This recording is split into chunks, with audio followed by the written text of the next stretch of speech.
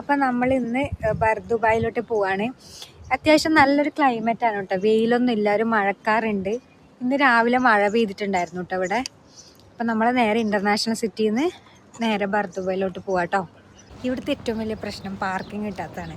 അപ്പം ഈദും കൂടെ ആയതുകൊണ്ട് പിന്നെ പാർക്കിംഗ് ഫ്രീ ആയിട്ടാണ്. അപ്പോൾ ഫുള്ള് എന്താ പറയുക, ഫുൾ പാർക്കിങ്ങും ഫില്ലായിട്ടുണ്ട്. അപ്പോൾ നമ്മൾ കുറേ ദൂരത്താണ് വണ്ടി വെച്ചിട്ടുള്ളത്, അതുവരെ നടക്കണം. അയ്യോ ക്ഷീണമായി. എനിക്ക് എപ്പോഴും മറന്നു പോകുന്നത് എന്താണെന്ന് പറയുക, നാട്ടിലത്തെ പോലെ ഞാൻ ഇവിടെ വന്നിട്ട് ഡോർ തുറക്കാൻ നോക്കും. ശരിക്കും പറഞ്ഞാൽ ഇൻ്റർനാഷണൽ സിറ്റി അത്യാവശ്യം ഒരു പീസ്ഫുൾ ആയിട്ടുള്ള ഏരിയ ആയിട്ടാണ് എനിക്ക് തോന്നിയിട്ടുള്ളത്. ആൾക്കാരുണ്ട്, എന്നാലും കുറച്ചും കൂടെ അത്യാവശ്യം നല്ല സ്ഥലമാണ്. പുട്ടിയടീൻ്റെ ഫിനിഷിംഗ് എല്ലാം കാറിൽ വെച്ചിട്ടായിരുന്നു കേട്ടോ. അത് കഴിഞ്ഞിട്ട് നേരെ ദുബായിലെത്തി. ഇത് ദുബായ് ആണോ എന്ന് എനിക്ക് വിശ്വസിക്കാൻ പോലും പറ്റുന്നില്ല കേട്ടോ.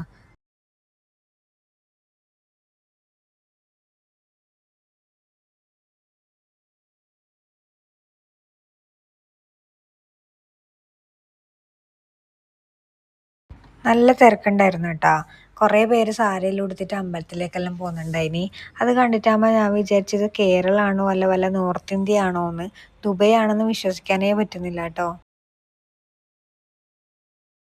ഇവിടെ 1 രൂപക്ക് ബോട്ടിംഗ് ഉണ്ട്. അപ്പം ഞങ്ങൾ വിചാരിച്ചു ബോട്ടിൽ കയറിയാലോ എന്ന്. അങ്ങനെ ഞങ്ങൾ ബോട്ടിൽ കയറിയിട്ടാ. ബോട്ടിംഗ് എന്ന് പറഞ്ഞിട്ടുണ്ടെങ്കിൽ അടിപൊളിയായിരുന്നു. ദുബായിൽ നിന്ന് ദേറയിലോട്ടേക്കാണ് കേട്ടോ നമ്മൾ പോയത്. ആ ഒരു പോകുന്ന പോക്കിലുള്ള സീനറി അടിപൊളി വൈബാണ് കേട്ടോ. സത്യം പറഞ്ഞാൽ ഗൈസ് എനിക്ക് നല്ല ഇഷ്ടപ്പെട്ടു കേട്ടോ ദുബായ്. നല്ലൊരു ഫീലാണ് കേട്ടോ ഇവിടെ വന്നിട്ടുണ്ടെങ്കിൽ.